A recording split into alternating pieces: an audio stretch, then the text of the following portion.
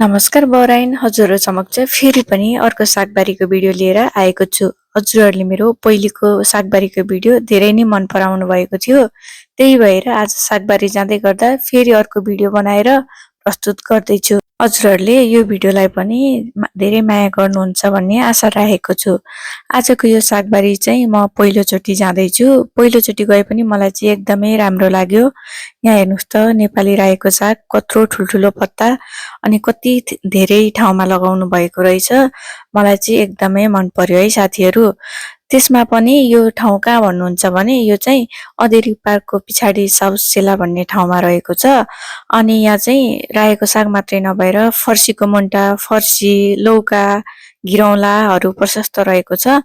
हजुरहरु पनि लिएर आउन सक्नुहुनेछ। र साथीहरु हजुरहरुले यो मेरो भिडियोलाई लाइक, कमेन्ट, शेयर गर्नु होला भन्न चाहन्छु र मलाई यसै गरी माया गर्नु होला है त साथीहरु।